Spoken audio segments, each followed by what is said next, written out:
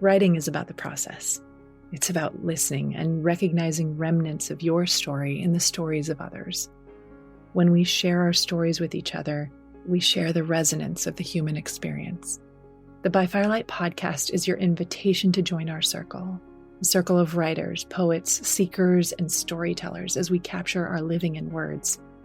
This multifaceted living with joy, grief, love, growth, and loss is shared among us in your legacy, your story. The things you choose to do with your days as they unfold matter here. I'm your host, Betsy Delzer. I'm many things, but in this gathering, I'm a painter, poet, and writer, and I'm honored to be your guide through these episodes. Together, we'll find our muses in the rich and heart-expanding conversations with incredible guests, many who are like minds and all outrageously inspiring hearts.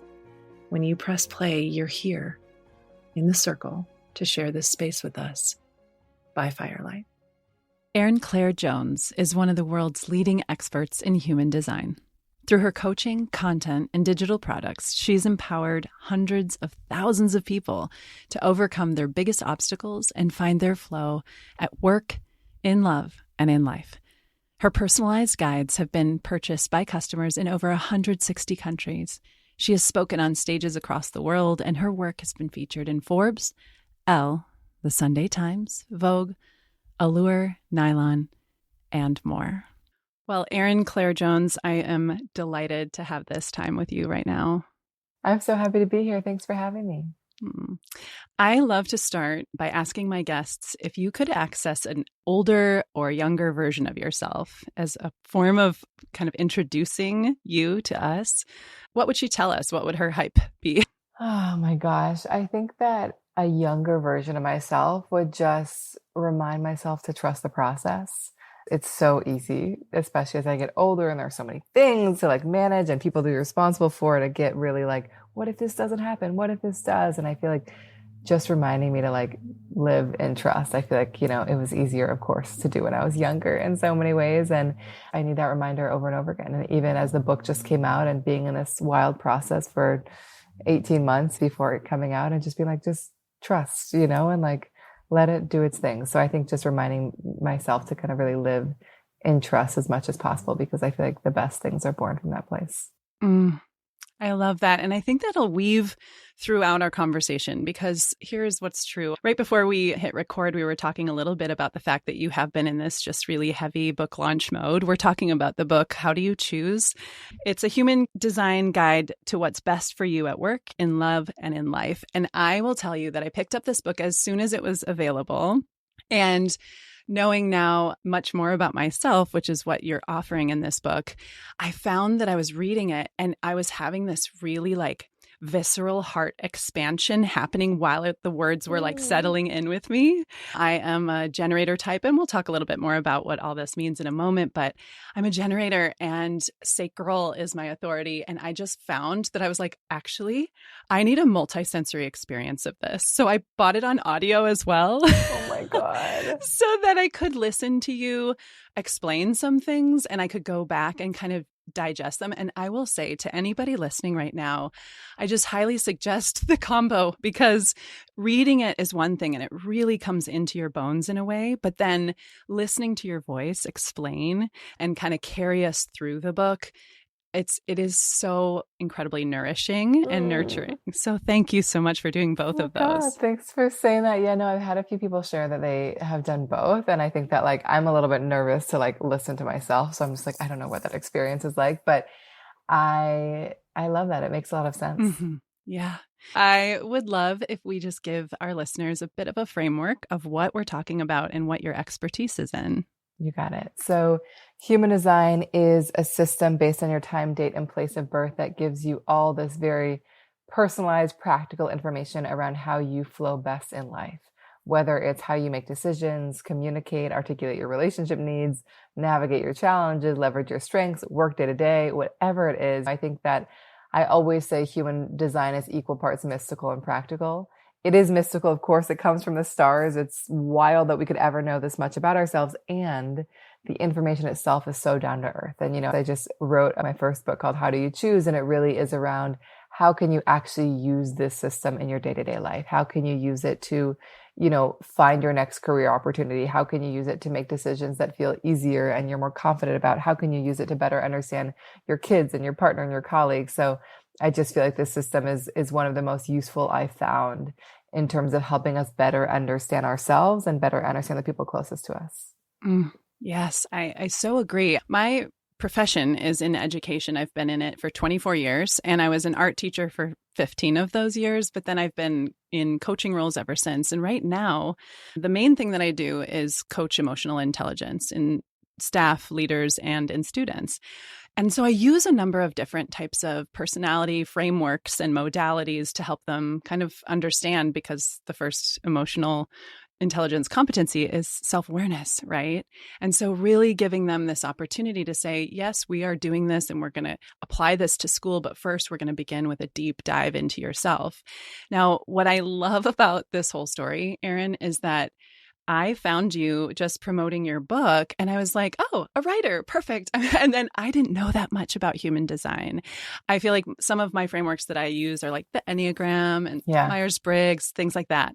And what I love about what differentiates this for me is that while astrology can sort of give me a framework of maybe some tendencies of some kind, or maybe some of my like proclivities, you describe it as a cool breeze when somebody talked to you about your human design 10 plus years ago.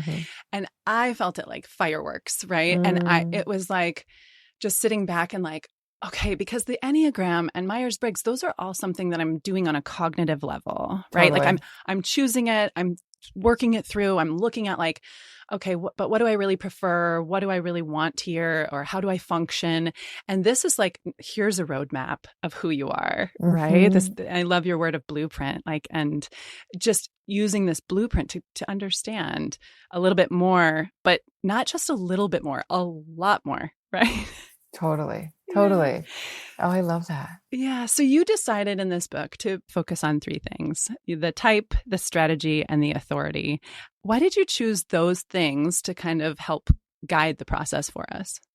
Well, as you probably know, it's so hard to decide what to include in the book. I wrote over 150 pages that never even were included at all on different parts of the chart. And I think choosing what to include was a heartbreaking and necessary process. I had to kind of put myself in the shoes of somebody who was being introduced to the system for the first time. And I asked myself, what are the pieces of their chart that could make the biggest difference? What are the pieces that are the most empowering, the most actionable, things they can walk away and experience pretty immediate, powerful transformation in their lives? And the answer was those three. There are so many other elements of the chart I wasn't able to include. And I also had to kind of get very honest with myself where like, at one point, it was just like, we were like, how much can we go over the word count? Like how many words? And I was just like, to have somebody's introduction to human design be like a 400-page book would just be, I think, really overwhelming and actually turn many people off, And so I think it was also just trying to be real around like, what is the piece that can feel really accessible? And it's actually been so fun for me, because I think so much of the feedback of the book is people are like, I read it in a day. I read it in 2 days. Like I just like breezed through it, which is just like, I think so often not the experience with human design because it can feel very complex. So I think that I really had to keep it simple, but also to go like really deeply into the pieces that I chose. And for those that are new to human design, which I imagine many are, the type is the piece of our chart that speaks to our natural gifts, how our energy moves best day to day. Our strategy speaks to how we can find and create better opportunities, whether it's in work or romantically. And our authority speaks to how we best make decisions and how we can kind of access our truth. Yeah. So I have found the user-friendly piece is 100% on point. It is so like when I looked originally at my chart and I started doing some research, just thinking about preparing to speak to you, I became so overwhelmed before I got your book, especially the graphic chart of it, where I was like, this looks like the underbelly of like a car or like, I don't know. It's bizarre. Yeah. Something that I was like, I can't make sense of all these lines and shapes. But the way you bring it down to eye level, but then heart level is just incredible. So here's what I'm going to go with here. My type is generator. My authority is sacral, and my strategy is wait to respond. Okay.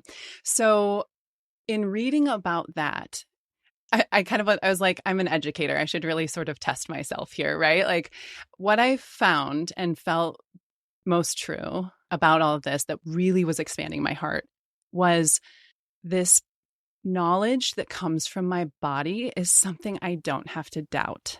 Mm-hmm. Right. And this could sound really strange for people who know me well, who are like, what? You always trusted your body or whatever. But I really feel like because my authority is sacral and the way it all fits together is about listening to my intuition, and the intuition's coming through the senses of my body. Is that accurate? Totally. Like your design is so much, and you know, this was probably woven in every single chapter that you read, but your design is so much around really being connected to kind of the visceral response of your gut. And you've got a really strong intuition too. And it's really about letting your body lead what you say yes to and no to. And this is not about saying the mind is not powerful. The mind is incredibly powerful. It's just often not really the right tool to solve the puzzle of our own lives. And so for you, it's like letting kind of your visceral response just be your compass in life and kind of letting your mind be a playground for inspiration. So yes, like, and I also think it's interesting that you reading the book felt like the fireworks, because that is so much the gut. Like you're just like, what is the thing that I feel so inexplicably, undeniably drawn to that I can't help but like want to move towards that thing. So like buying the book and then like listening to it, it's just like, it's such a generator thing where you're just like, I feel so pulled. I have to like, my body's responding. And so that's a really beautiful example of that. But for you, it's like paying attention to kind of what the visceral response is guiding you towards in your life. So this is what you do, right? You work with people in a coaching setting. Do you kind of help unpack the intricacies of their human design? Is that what you do? Yeah, I mean, it's expanded. I think so much of my work is really around making the system accessible and practical to people. So I sell kind of custom guides that dive into kind of every part of people's chart. I sit with people one-on-one, much less than I used to, but still. And I also sit with teams. And then also a big part of what I do is I'm teaching others to teach and share human design, you know, whether it's coaches that want to integrate human design in their practice or whether it's somebody who aspires to become a human design reader. But it really is around kind of simplifying the complexity of the system in a way that really makes sense for people, whether it's in a coaching session or in a class or whether it's through our custom guides. That's beautiful work.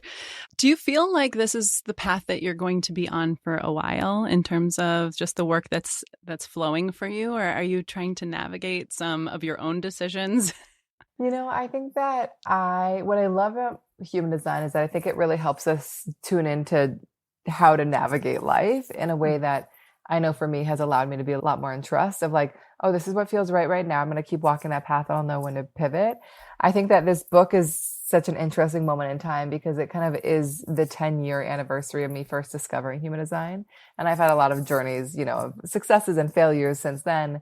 But in some ways it feels like the culmination. And so like, I don't feel like I'm walking away from human design after this, but I don't really so much. And maybe you know this as somebody who knows authors, but like, I feel like so much is building up to this moment that I feel like the other side of it feels very unknown, you know? So like, I honestly don't know. I think that like, I love talking about sharing human design. You know, I think that I could not do the work that I do without loving that. And like, I feel like this book is a vehicle to spread it to different audiences, you know, audiences that maybe have been averse to mystical systems like these. I think it is meant to make things accessible in that way. But I don't know. I honestly have no idea what comes next. You know, I mean, I have many things. We're building things in the business and I'm launching live courses. So like there's a lot, you know, that's practically happening day to day. But I think in terms of, am I going to be doing this forever? I think the answer is probably no, if I'm honest. Because I think at 35, I think a lesson that I love to remember is that like, hopefully we'll have many careers and many lives. And like, this has been an extraordinary chapter and it definitely doesn't feel over, but it does not feel like the only thing that I'm here to do. Yeah. What else there is, I have no idea, you know, but this feels like, I do feel like it's like an amazing chapter and it's also a chapter, you know, so who knows? Yeah. Well, let's talk really kind of an overview about the 5 types. Of course. So in human design, there are 5 different types. There are so many more pieces underneath that, but it is a really beautiful place to start. The 5 types are manifesting generators, projectors, reflectors, and manifestors. So generators like you are people that really have so much power and boundless energy when they feel genuine excitement by what they're doing. when you feel lit up, you kind of light up the room around you. So it's to everyone's benefit that you really prioritize your own satisfaction, your own fulfillment, because your excitement and passion is pretty infectious. I think so often generators, because they're so capable, end up caring so much, whether it's at home or at work, and they're like, I'll do things just because I can, and they burn out quite quickly. So really learning how to have strong boundaries and, again, see your own satisfaction as something worth prioritizing. And then as a generator, you're here to let things come to you. You aren't meant to chase after, force, or like sit at home and be like, what is my next idea? It's more just like living life, doing the things that satisfy you, and like seeing what shows up and what you naturally respond to. How does that all land with you? Spot on. Yeah, spot on. And at the moments when I maybe have like gone into the overdrive of trying to create and chase, I can go back in my story and see where that wasn't the fit, like where that really landed me in the wrong spot. Totally. And I think honestly, one of the best tools with this system is just to kind of look back on life experiences, and be like, oh, like I can see where I was honoring it there, or where I wasn't there. And like that often gives us so much information. Yeah, absolutely. Yeah. So then we've got manifesting generators, which are very similar to generators in many ways. Also, this boundless energy when they feel genuine excitement. The differences here are that they're often quite multi-passionate and very multidimensional. These are my clients that are like, I'm starting this podcast and I'm also like opening a juice bar and maybe I'm writing a novel on the side. Like they just can't be contained into a box. They're also incredibly fast. So they can sometimes be disappointed by others' comparatively low speed. So a big lesson for them is to really embrace their speed without believing that everyone will move at their pace. We've got projectors like me, projectors that are here to be very natural leaders, guides, teachers, advisors, but really not here to do all the doing. Our energy can really ebb and flow. So we do best when we kind of build in moments of rest and space and pause into our days and like aren't going. And I think a big lesson for us as projectors is really disentangling our worth from how hard we work and how much we do. And knowing that it's really in our perspective and how we see. And projectors are really here to be invited in. So to kind of share ourselves in big, broad, beautiful ways and let the people that resonate, come to us. And that's been a big perpetual lesson of like really not trying to force recognition when it's not there and trusting where it comes naturally. We've got manifestors. These are very innovative forces, people that are really good at getting new ideas off the ground, kind of bringing new ways of doing things into their world. Their gift is often not sustaining or completing what they've begun, but getting the thing off the ground. They tend to value and need freedom in all the ways, freedom to do what they want, when they want, how they want. And their energy can be very bursty, like a creative burst followed by a moment of pause and a burst again. And then finally, we have reflectors. This is the rarest type, just 1% of the population. These people are such mirrors of their environment. So really being in the right space around the right people often kind of brings out the best version of themselves. So really kind of being very conscious about what energy they're around because they will amplify it. These people are so wise. And so really being in environments where their perspective feels very appreciated, invited in is so key. And they're very fluid. And you might identify with this. This is true in your design too, but they're meant to have like many different versions of themselves come out over their lives. And their job is not to find their one purpose, their one way of being, but to honor whatever feels like them that day, knowing it's all them.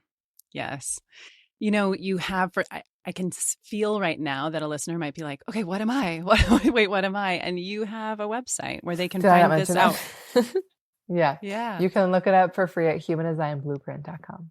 Yeah. And it's what I love about your website is, because of course I've now done this with my colleagues and my children and everything. So and I'm like, I know. And I'm reading, I'm like, doesn't this feel so spot on? Listen to this line. I mean, you have just such a great voice in your word choice, but also those bulleted points, the aesthetic combined with your intentionality with how you're communicating about this blueprint. So if you're listening right now and you're curious, you go to Human Design Blueprint, get your information, time, location, date of birth, and then this just unfolds within moments. And that's the beginning, right? That's the beginning of just the beginning.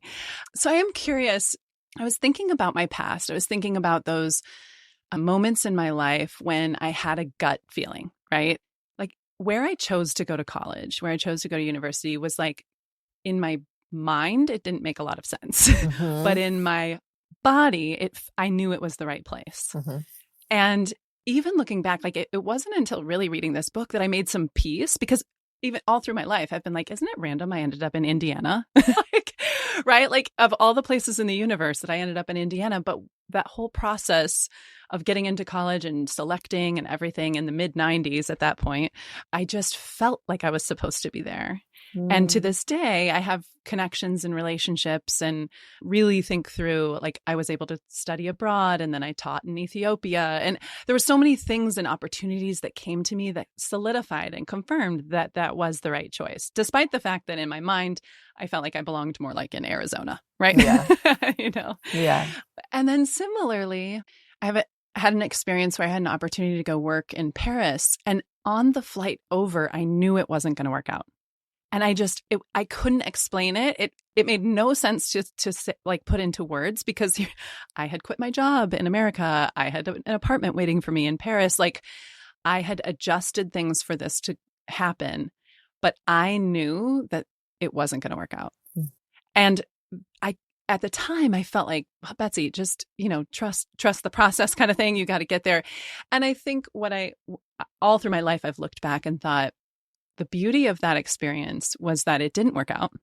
I was only there for 3 weeks, not the 6 months I was planning to be there. Yeah. And when I came back, I enrolled in art school and got the art teaching license, right, on top of my first degree. And so that catapulted my career in a different direction. But I don't know that I would have made that pivot without the experience of going to France, right? Mm-hmm.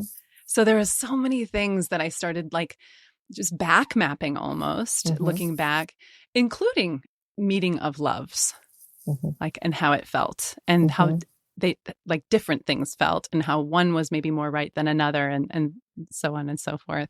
So I'm thinking about going forward, right? I always round up. I'm like, I'm basically 50. I am basically 50. I'm turning 48 soon enough. And so when I am looking ahead, how do I integrate the lessons of my current learning with human design, but also looking back at all these gut knowing moments? How do I look ahead and kind of live in trusting the process? Well, I feel like those stories are all such powerful reminders that, like, your body often knows before your mind does, or at least it, in your design, and not everybody's going to have this visceral gut response. That's not in my design. Some people need to talk things out, but for you, it's like this visceral feeling in your belly that's like inexplicable. And what I love about those examples is that, like, often people will be like, oh, but like, I think that I should do this because maybe this thing will happen, or maybe it will lead here. And like, it's so clear in those moments that they disconnected from their gut. And the language of the gut sounds a lot more like, this thing feels right or it doesn't. I don't know why, but I trust that I'll find out why later. That, like, I had to leave Paris, or that I had to do this thing. So what I love is that it feels like you're actually very clearly and strongly connected to your gut. The question isn't necessarily whether you trust it in all the small and big decisions of your life. But I guess when it comes to integration going forward, it's around, like, delegating your decision making to your gut feeling. And one thing that's really cool about your authority as a sacral authority is that, and I'm sure you read this in the book, but one of the most powerful ways to access the gut feeling is to have people ask you specific questions. So, like, if you're ever feeling unsure about a thing, whether it's where to eat dinner or how to spend your Saturday, or like what to do next with your career, what's most useful is not somebody asking, where do you want to go to dinner? What should you do next? But rather, like, do you want to go here or here? Like, do you want to, like, pursue this podcast further? Do you want to, like, do this project? When you're asked in such a direct way, it often gets you out of the endless possibility of the head and straight into the knowing of the gut. And I guess I feel that we spend a lot of time in our lives circling decisions in our minds, questioning whether we did the right thing, wondering whether we should do this thing. And, like, I think it actually saves us so much time and energy when we actually know how to access our truth in a more consistent way, where we can just be like, this thing feels right. It doesn't. I don't quite understand, but I can surrender fully to the process because I know that this is right. So, like, I guess it sounds like it's a really beautiful time for you to be like, I'm just going to, like, let that do my decision making and, like, free up a lot of energy in my life to, like, create and do other things and not be in this constant back and forth around my choices. Yes. Yeah, I couldn't agree more. My daughter is 20 and she and I are the same in generator, wait to respond, but her authority is emotional. So as I'm mothering her as an early adult, right, like young adult, how does my guidance as her mom need to shift a little bit to accommodate her emotional authority, since mine is sacral? Yeah, I mean, it's a great question, because I think so often, even I sat with somebody in a podcast last week who was like, who is sacral like you? And she's like, wow, I've been, like, telling all my clients to, like, trust their gut feeling in the moment because that was her way. And she's like, I realize not everyone is like that. So for those listening, if your authority is emotional, it means that you might have an initial gut instinct, but you are meant to trust what feels good over time, not what feels good in the moment. It's really around like kind of reaching this like peaceful, calm, cool, settled feeling about a choice and not deciding spontaneously, which you are so wired to do. So I think one of the ways that you could best support her, one is just patience, not rushing decisions, not asking her to choose in the moment, always building in space, checking back in with her the next day, even if she's like, I want to do it now, like checking back in the next day to just really make sure. I also think that emotional authorities, like they've got emotional waves, like there are highs and lows, and just like they're kind of inexplicable. They're just part of our chemistry. And so allowing her space to just feel all of her feelings and not asking her to be like, but why are you feeling that way? And like, what's going on? Because sometimes like she might just be in a low or in a high. And like, that's just, where she's at. And so I think those are two key pieces. I think another one is knowing that as an emotional authority, one of the things she will learn in life, something I've learned as an emotional authority, is that like our emotions pour out of us. They really set the tone of our environment. So if I'm in a high, it's really felt. If I'm a low, it's also felt. You are somebody who's incredibly empathic, picking up and kind of amplifying all the feelings of those around us. So it means that you'll probably feel your daughter's feelings so very intensely. And so I would also say for you, it might be nice in moments of like intensity to also give yourself a little space, and you obviously have to decide what the right balance is, but like, I know as an emotional authority, it's actually really helpful for those around me to give me a little space to just do my thing and they can do their thing. So we don't kind of get wrapped up in all these emotions that like just need to be felt, expressed, and like let go of. Mm-hmm. So I think like just taking the space you need, knowing how much you feel, and so, yeah. I love that. Let's talk a little bit about the structure of your book. It's one of the things that I really appreciate, having both the audio and visual versions, is the key insights at the beginning. And then you kind of unpack and you have practices and stories woven in. Was that a structure that you knew you were going to do kind of on the early end of things with the writing? I knew it early that we would do stories. That felt like a really important part that was like in the proposal. In terms of where they came, that really changed. As probably happens with many authors, as you know, well, hopefully it doesn't happen with many, but like 6 weeks out, we restructured the entire thing. Yeah. So like, I think that the book first, like the chapters started with stories. It was like generators. It was like about love. And then like relationships was later in the book. It wasn't like grouped together. And so we kind of ended up restructuring the whole thing. So yeah, and the key insights were not part of the proposal. That came with a book coach that I was working with. And like, I think she was really new to human design and she kind of like needed those key pieces to like pull out. And so that was her idea early on. And then we kind of structured that. So I think a lot of those things came with time. The celebrity stories to start the chapters came in the last 6 weeks. That was not part of and that required a lot of research. Yeah, it came with time. I think that this was the structure that we ended up feeling was the most accessible. It felt a little bit overwhelming how we had it originally structured. Yeah. And then I heard that you speak about the fact that you were writing this while you were pregnant. Yeah. I sent in the manuscript 2 weeks before my second daughter was born. Wow. Was that experience of creating while your body is actually creating, like in the creative process, how was it for your system? I think that it was interesting because I was so creatively on fire in my first pregnancy that I like really actually, when we sold the book in December of 2023, I was like, we were already hoping to get pregnant again, but I was like, oh, what perfect timing. I'll be pregnant writing the book. I'll be totally on fire. I didn't realize that being pregnant with a toddler is kind of a different ball game. I would say that it was hard, but also like nice. I think that so much of my work is very external, like in terms of sharing on Instagram or sharing on podcasts or teaching or sitting in sessions. And so like there was something around letting this process just be a little bit more internal. Like I was just in my own journey working on the book while I was growing a baby. And I kind of liked how sacred that felt, where it didn't feel like I was like out there all the time. So I actually really loved it. And I think it felt, as somebody who's been creating content online for a long time, it felt like such a more sustainable, enjoyable way of creating. Yeah. And so I think that like, and a more vulnerable way of creating for sure. Like I think having like an Instagram post show up versus like having somebody read my book in their bed before they go to bed, like that's just having my voice in the ear. Like that's just a different experience. So I would say it felt hard because it was a lot of work. And it also felt like the right kind of work for pregnancy in a way that like, if I was going to work on any aspect of my business, writing the book felt like the right one. Yeah. When I was pregnant with my eldest, my daughter, I conceptualized this idea of this writing group. I was out at a writing retreat in California, and I came away from that experience and I was like, why does this have to be like just this once in a blue moon experience? Like, I would love for this to be a regular thing. I mention that only because that group has continued for 20 years. Wow. And what's really beautiful about having something that you create when you're pregnant Yeah. is that you can see the lifespan of it in the life of your child. So interesting. It's really cool because as she's gotten older, I'm like, and this group, because we still meet monthly, they really were the genesis and reason for starting this podcast. Because it was like, we have this sweet, tender, vulnerable, heartbreaking and shaking group that meets every month. And I wonder if there are other people who could benefit from listening to our stories and Wow. things about writing. But it's wonderful to have a child that sort of is the mile marker as well and the time marker. That is so interesting. Yeah, I haven't even thought about that, but like that feels so cool because it does feel like this feels like the end of a chapter and the beginning of a new one. And like to have that connected to her birth, it's crazy.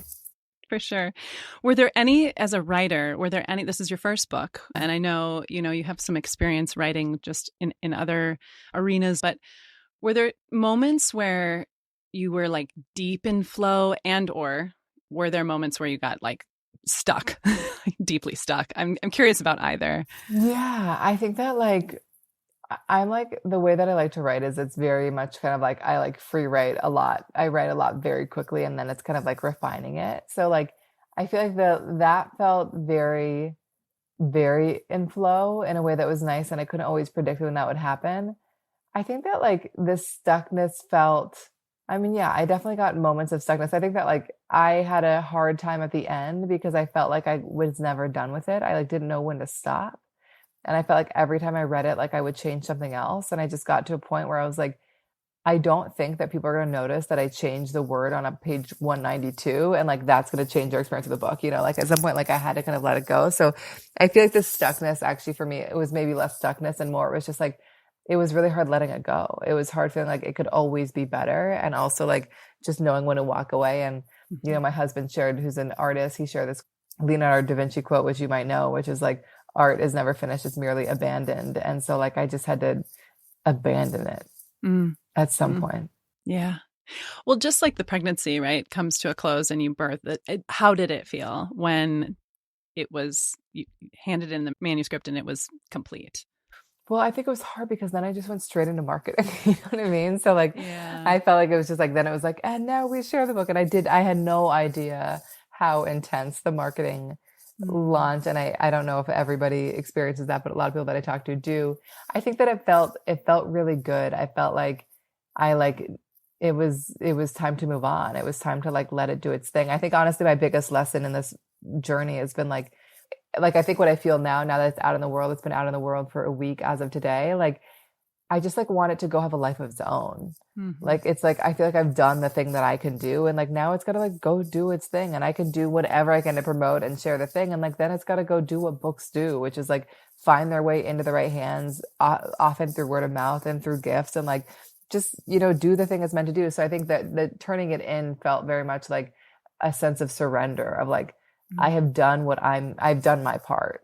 And now like, we've got to see where this is meant to go and whose hands this is meant to land in. And I think it feels actually so relieving now that it's out because it feels really hard to be like, I've got to convince you all why this is an interesting book. And now it's like, it's out there. You can decide for yourself, Yes. Yeah. Yeah. And you'll have people like me who are like, check out this fireworks show. Yeah, right? totally. Like you've got it.